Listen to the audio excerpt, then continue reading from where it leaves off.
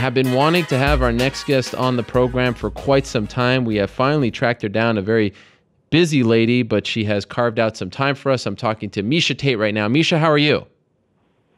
Doing well, Ariel. How about yourself? I'm doing great. Thank you very much for the time. So, like I said, I've essentially wanted to have you on the show ever since that infamous now announcement on Good Morning America. You went to film a film and you had some time off. You were traveling all over the place. So I'm happy we can finally get you on the program here. And the timing is interesting because you did an interview with ESPN last week, ESPN.com. And, rightfully so. I think a lot of people are on your side on this one. You voiced some frustrations about your place and the way this whole thing went down. A week later, less than a week later, where do you stand? Did anyone reach out to you? Did anyone kind of give you the lowdown and reassure you that you're in a better place than you thought? What's going on in your mind right now? The only person that I've talked to about it was Shelby. And that was actually the same day that I had done the interview. So I'm still kind of in that same spot. I don't really have any answers because Sean's obviously not in the authoritative position to be able to tell me exactly what's going to happen. He doesn't make those decisions. But, he said, is it possible to get a title shot? Maybe. But it's just one of those things that he couldn't tell me yes or no, So I feel like I definitely need some more answers. And I told him that if the reality of it is that I cannot have a title shot, period, then I need to be realistic about what my future goals are and what I want to do from here on out. What did he say to that? Well, he just kind of, I understand, I get it, but he was just, we don't want you to retire. We don't want you to, to go that route. He's like, I think you still have a lot to offer in the sport. And I said, he's like, you still feel like you're competitive, right? You're doing well. I'm like, yeah, I still feel competitive. I still feel great. I still feel like I could accomplish a lot. But I think everyone's goal is to be the champion, and everyone's in this for goal to be the best. And if that is not an option for me, then what am I doing? That is a question I have to ask myself because it changes things. It really does. So did you ever think like this before? Did this all come about after the announcement that you weren't getting the title shot, or did you start to think this way even before the Jessica Ai fight or any other fight? Oh, no, it definitely was not before the Jessica Ai fight. I was at an all-time motivated point in my career, feeling like everything was coming together, the years that I put in to the sport, becoming a better athlete, becoming stronger, becoming faster, becoming more knowledgeable, more tricky. I felt like I really am at a high point in my career, really the best that I've ever felt.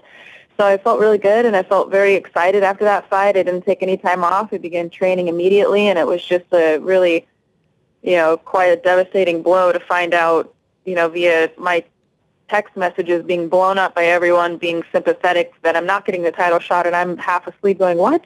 Oh. What's going on? And they're texting me pictures of Holly and Ronda. The image is already out on UFC.com. This is just like, wait, what? We were completely not informed about this at all. And I suppose the handling of it is more, stings more than anything because I just felt like it was so poorly handled. I've been a professional. I've been a team player, with the UFC. I've always been a company woman. And I just felt a little bit frustrated that it wasn't handled differently, or that they didn't think for some reason that, or, that I would not say anything, which I wouldn't have. I separate my professionalism from my own emotional feelings, but I think it would have and should have been handled differently. So the date was August 21st. I remember they were pumping up that Ronda was going to be on Good Morning America, but we didn't know why. And she, comes out and announces the Holly Holm fight. And then I remember talking to your manager, Josh, and he had no idea. He was floored. He was fired up. He said that he believed you were still sleeping at the time of us even talking on the phone a couple hours later. What can you tell us? Have you ever experienced anything like that? You're just waking up. How do you react to that? No, absolutely not. That's a lifelong goal and dream of mine to become the UFC champion, and I knew how important that this all was to me, and I definitely had no reason to take it lightly. I was very motivated, feeling very good, feeling very confident, and to wake up to that, it was almost like waking up to still being in a nightmare.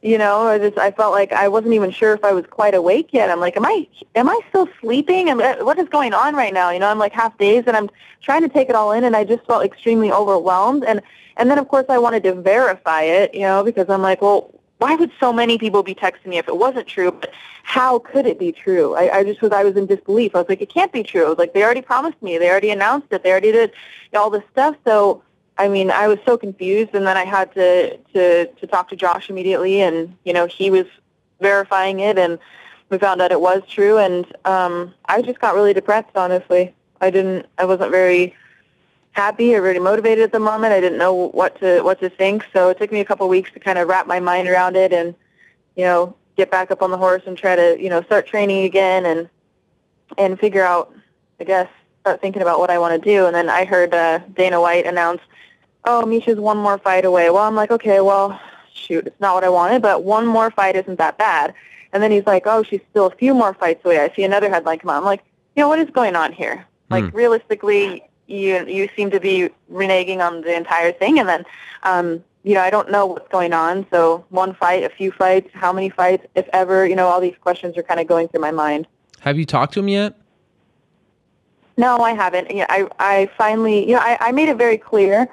So, not to say that the UFC didn't want to talk to me. It really wasn't that. It was really more on my end that I was frustrated, to say the least, and I told them I would just want you guys to deal with Josh. Josh is my manager. That's what I pay him to do, and he's a damn good manager. Yes. I said, just talk to him. You guys figure it out, and you let me know what's going on. So I really put Josh in charge of all of that. So I told the UFC, don't contact me. Don't contact me directly. I don't really want to, hear exactly what you guys have to say unless it's coming from Josh, So that's really how that went. So, they were very respectful of that. And I finally reached out to Dana the other day and said that I would like to sit down. And he said, yeah, it's long overdue. Let's sit down and talk. So at some point we are going to talk, and we'll hopefully figure something out. But hopefully he doesn't say, that the title shot is not an option. Yes, and by the way, not that I'm ass kissing here, but if I can clone Josh Jones into 25 different Josh Jones and have him manage a bunch of other fighters, I would be very happy. He is tremendous at his job, and I appreciate him greatly. Really? So you are lucky to have him in your corner. So do you know when you'll be meeting Dana White?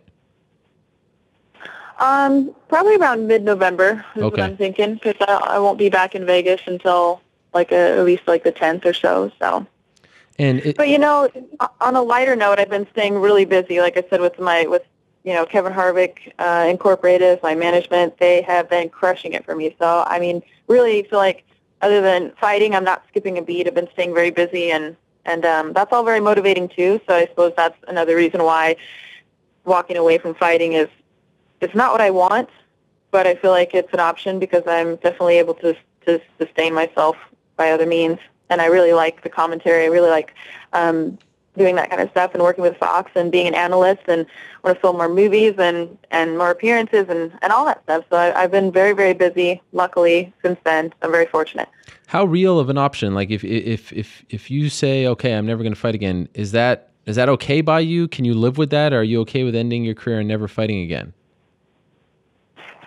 Well, it's not what I want.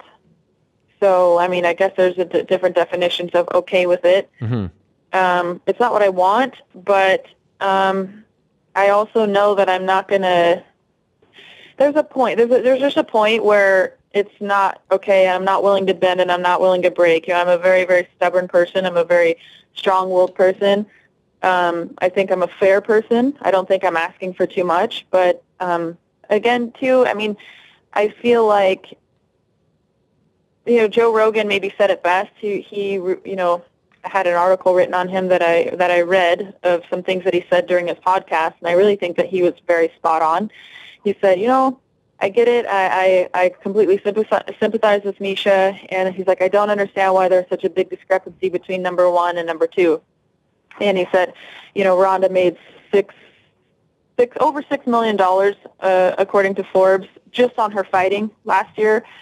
I'm going to tell you, I made nowhere near, not even close to that. And yet they want me to fight higher ranked and much better skilled opponents than Ronda's fighting. And she gets paid millions, and I get paid pennies on the dollar. It's just something to me. I understand they have a job to do. They want to promote. They want to make fights that sell. I get it, but this is also my life, and I'm not a robot, and I'm not a puppet, and I'm not going to stand for something that I don't feel right about, that I don't agree with, and I will not take fights if my heart's not into it, period. It doesn't matter who it is. Like, if I don't feel good about it, I'm not going to do it. That's the whole reason I do this sport, is because I love it. And when the politics get in the way and they start messing shit up, excuse my language, I'm just not going to stand for it. It's not why I got into fighting. That's not why I do what I do. And I'm not going to go out there and put on a crap performance in front of all my fans because, I didn't feel right about it.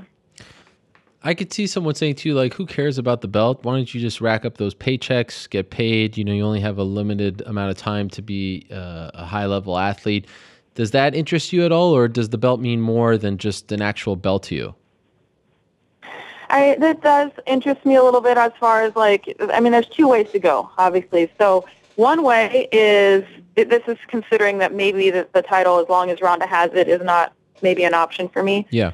And, if they can't give me that yes or no, then I'm just going to say, I'm going to lean towards no, because I don't want to get my hopes up, obviously. So considering that, if that were the case, then I can do one of two things. I can either fight and just take the everyone says the Donald Cerrone approach, and just fight as much and as often as I can and just rack up the paychecks and fight for money, essentially.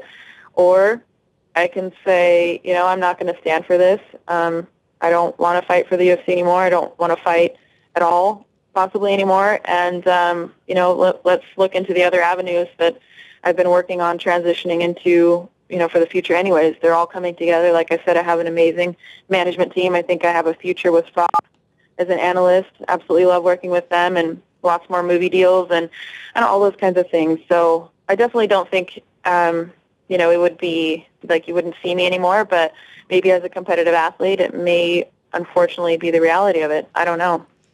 What was interesting to me about the way the whole thing went down was, and we've joked about this privately when you've been working on the shows and whatnot.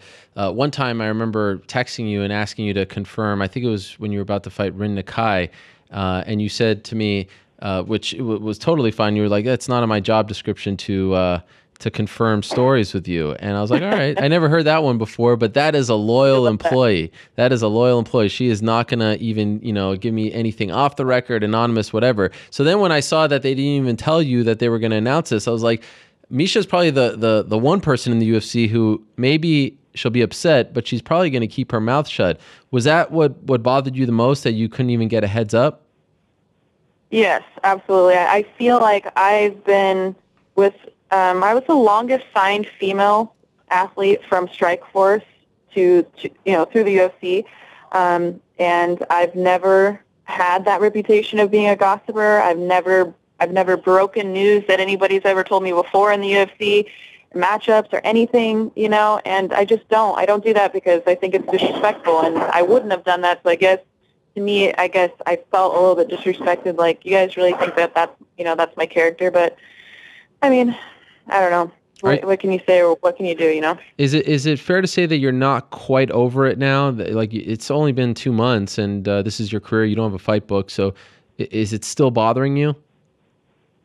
Yes, that's definitely fair to say. That's why I'm at this awkward limbo stage, and I just don't have answers. So I decided I needed to reach out and figure something out, because I need to know for myself, for my career, what my next move is going to be. And I have some more demands that I want to make. I realize that Ronda is making a lot, and I feel like when I walk out for my weigh-ins, when I walk out to my fights, I have an amazing fan base. They really always show their love and appreciation, and you can tell I have the loudest crowd response pretty much of anyone fighting on the card, besides Ronda, of course. But when it's a card of myself, I always have a huge crowd response. I have a tremendous fan base, and I don't think any of us really want the retirement to be the situation. So the UFC needs to kind of wake up and smell the coffee and, make something work, As Rampage Jackson once said, the cheddar makes it better, right? What was that? I said, as Rampage Jackson once said, the cheddar makes it better. Exactly. That's a very, very accurate statement. Yes. Speaking of awkward, just like a day or so after this all came out, you went to go film a movie with Holly Holm and Cyborg. How awkward was that? It was a little awkward, I'm not going to lie. Not because of Cyborg, obviously. Her and I get along great, but because of Holly and the whole situation being so fresh at the time. Yeah. Her and I really not knowing each other very well. It was kind of like, didn't really know what to expect, but I only knew that it must be more awkward for her than it was for me because she probably maybe felt that I would be upset at her. But again, as a testament to just having professionalism, I wasn't. I mean, if I was in her shoes and the UFC called me up and said, "Hey, this is what you're doing," I would have done it too. So how can I blame the girl for taking the opportunity? So I wasn't mad at her. I didn't take it as anything personal. She got an opportunity, and she should go for it. But it still sucks for me. So she is a huge underdog going into this fight. Do you give her any kind of chance? If I had to pick, I'm definitely going to go with the champion. Yeah. It's nothing against her. I just don't think it's a good style matchup. I really don't. I don't think that she's going to be able to stop Ronda for 25 minutes, taking her down and beat her. Even if she jabs and moves, I mean, she's going to have to run a lot, which means the champion's coming forward. And in order to become the champion, you have to beat the champion. So I'm curious to see what kind of game plan they're going to put together to try to do that. Originally, they were booked to fight January 2nd. Then it got moved to November 14th in Melbourne. Would you have been ready if you were in that position where you were supposed to fight in January and then moved to November? Would that have been okay with you? Yeah. And sorry, go ahead. Enough time to train to get ready for a fight. Is that going to be a tough one for you to watch? Will you watch it? Because now, as we come to find out, perhaps the biggest show in UFC history, all this attention, it's going to ramp up in the next week or so. How will you feel in the days leading up to it, and even if you do decide to watch it? Oh, I'll definitely be watching it. I'm definitely vested still in that fight, and I want to see what's going to happen. I'll actually be hosting the fight at the Sapphire in Las Vegas. Okay. So if anybody is going to be out there, come on out and you can watch the fights there with us. They have a pretty cool setup there. I hosted the last fight with her and Betch as well. So always interesting, and hopefully that'll be me in there before too long. Did they offer you a fight against Amanda Nunes?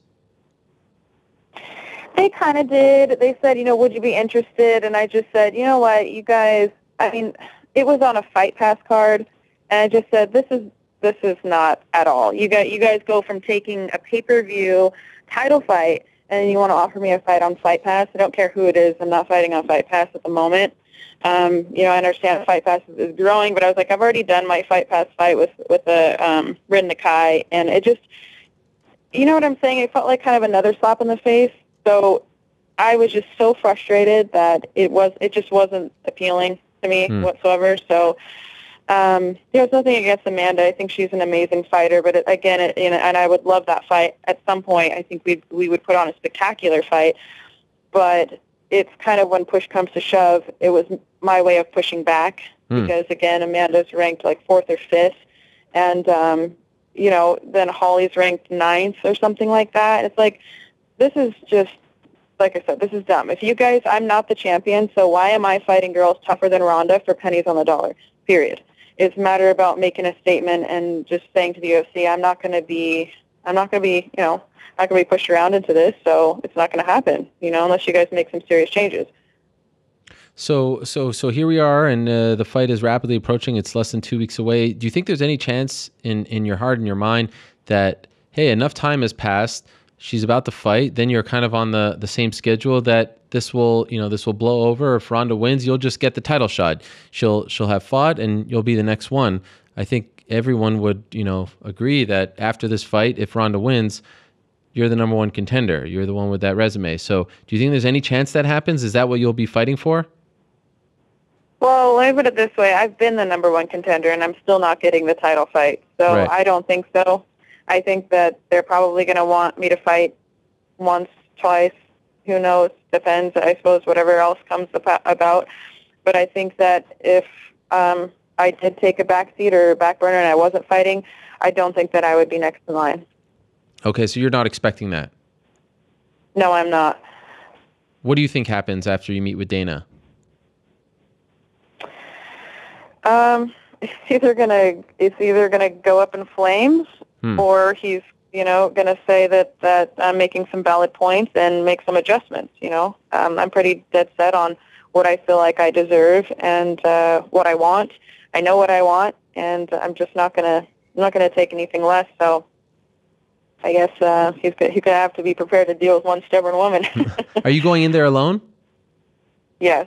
How come you're not bringing your manager?